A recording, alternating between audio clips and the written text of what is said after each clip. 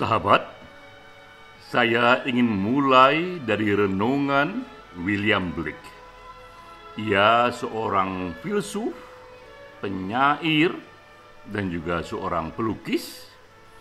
Ia katakan ada 3 tingkat keindahan yang dapat dirasakan manusia, yaitu keindahan dari panca indera, dari pandangan mata, seperti ketika kita melihat burung-burung camar yang terbang di senja hari, ditiup angin, atau pohon yang melambai di lereng gunung. Di atas itu ada lagi keindahan renungan.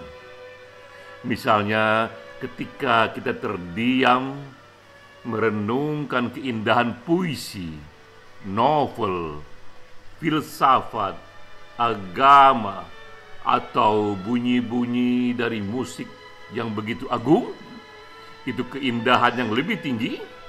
Tapi kata William Blake, ada lagi keindahan yang paling puncak, itu adalah keindahan spiritual. Itulah keindahan ketika kita masuk dalam keheningan yang agung, tersentuh oleh misteri yang agung. Saat itu kita sudah berhenti menganalisa, namun kita rasakan getaran-getaran yang begitu halus. Itulah keindahan yang diajarkan oleh begitu banyak tradisi agama dan spiritualitas. Itulah sebabnya mengapa para nabi selalu datang dan kemudian disusul oleh para guru-guru spiritual, karena mereka membawa dan menawarkan keindahan yang paling puncak, keindahan spiritual. Melalui itulah kita masuk ke dalam tema kita minggu ini. Ini diskusi bulanan komunitas puisi esai yang ke-6. Sungguh terima kasih kali ini mendiskusikan buku yang saya tulis, Jiwa yang Berzikir, dengan judul Melangkah ke Lubuk Batin. Yang berbicara adalah Profesor Dr. Abdul Hadi WM. Ia seorang sarjana filsafat dan juga seorang penyair sufis yang ikut memulai tradisi ini.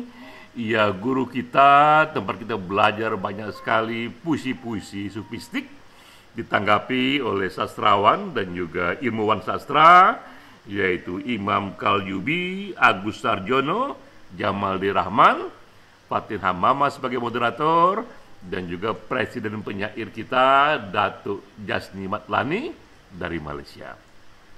Banyak yang bertanya kepada saya, mengapa saya tetap membuka satu ruang misteri, satu ruang spiritual di dalam hati saya, padahal saya begitu banyak membuat riset kuantitatif yang empirik, positivistik, padahal saya banyak sekali membaca renungan filsafat, tapi mengapa masih membuka ruang bagi sesuatu yang misteri di sana? Menjawab itu, saya mengutip 3 tokoh puncak di bidang ilmu pengetahuan, di bidang filsafat, dan di bidang dunia sufistik. Saya mulai dulu dari sini. Ini adalah Albert Einstein. Pada suatu hari di tahun 36, seorang bocah berusia 11-12 tahun bernama Phyllis yang menulis kepada Einstein, Mr. Einstein yang saya kagumi, sungguh saya ingin bertanya, apakah ilmuwan masih juga berdoa? Jika ia berdoa kepada siapa? Tanpa diduga, Einstein, salah satu ilmuwan paling agung dalam sejarah, menjawab surat anak SD kelas 6 ini, dan surat itu sekarang disimpan menjadi salah satu legenda untuk memahami pandangan Einstein. Kata Einstein, "Dear Phyllis, Ilmuwan memang meyakini bahwa segala hal yang terjadi di alam semesta ini juga dalam perilaku manusia itu diperintah oleh hukum-hukum alam. Tapi kami para ilmuwan juga memahami bahwa pengetahuan kami soal hukum-hukum alam ini tidak sempurna dan tak akan pernah sempurna. Selalu ada ruang bagi misteri, selalu ada hal-hal yang masih tak terpecahkan. Misteri inilah yang menjadi ibu kandung dari banyak doa-doa, ibu kandung dari banyak sekali agama dan keyakinan. Nah, kami pun selaku ilmuwan yang mengalami misteri ini juga mengembangkan satu perasaan religius tersendiri. Ya, ini poinnya. Perasaan religius sendiri pada kami yang ilmuwan terhadap misteri ini, tapi perasaan religius kami yang ilmuwan berbeda dengan perasaan religius orang-orang awam yang umum.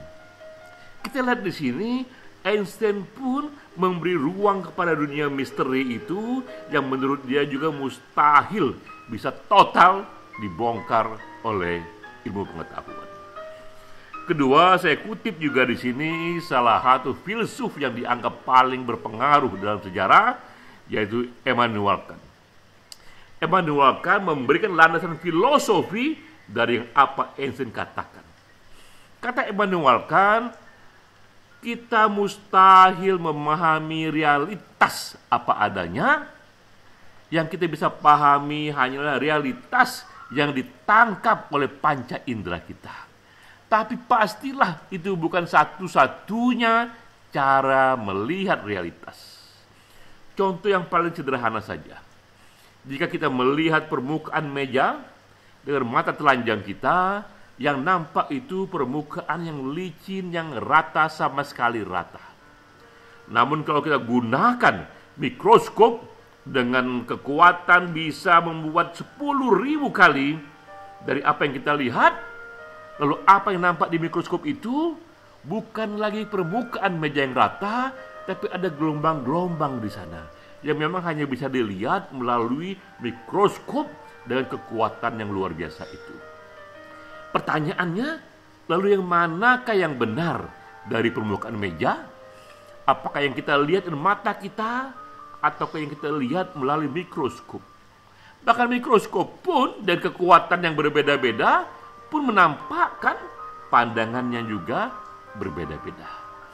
Sehingga dengan demikian memang kita hanya bisa memahami realitas dari struktur berpikir kita yang terbiasa melihat apapun dengan melihat sebab akibatnya, melihat berdasarkan waktu dan space, ruang dan waktu, karena itulah cara berpikir manusia. Namun di luar itu kita tak pernah tahu. The things in itself, reality in itself, kita tak pernah tahu. Itulah sebabnya mengapa ilmu pengetahuan tak pernah habis mengungkapkan realitas. Ketiga, ini kutipan dari guru sufi Jalaluddin Rumi. Bagi Rumi, misteri itu tidak lagi menjadi renungan filsafat, tidak lagi menjadi objek riset ilmu pengetahuan, tapi ia menikmati misteri itu dan menyatu ke dalamnya. Ia rasakan satu keheningan yang kudus, yaitu getaran-getaran Tuhan ketika ia juga mengekspresikan rasa yang khusyuk, rasa bersyukur, rasa yang penuh cinta. Jadi tiga tokoh inilah justru puncak-puncaknya, puncak ilmuwan, puncak filsuf, puncak guru sufi yang juga menyentuh saya untuk juga tetap membuka ruang misteri, keagungan, keheningan yang misteri di hati saya, dan saya mengalaminya sendiri. Memang betapa puncak keindahannya itu. Dan ini pula yang mendasari saya membuat buku ini, Penyair yang Berzikir. Ini saya selesaikan di tahun 2018 dalam proses yang juga unik. Semua puisinya saya buat dalam 30 sahur, satu sahur, satu puisi, dan satu puisi, satu renungan juz Al-Quran. Jadi 30 juz Al-Quran saya renungkan dalam waktu 30 hari, dan masing-masing satu hari satu juz. Dan renungan Quran itulah saya hubungkan dengan peristiwa-peristiwa sekarang dan tokoh-tokoh sekarang. Jadi tak heran dalam renungan sufistik ini kita temukan tokoh-tokoh seperti Nelson Mandela, Mahatma Gandhi, Mother Teresa, yang semuanya bagian dari cara saya menghayati keindahan dari kitab suci. Sekali lagi, saya menyetujui sepenuhnya renungan yang dibawa tadi oleh William Blake, bahwa yang bisa manusia alami, keindahan paling tinggi itu adalah keindahan spiritual.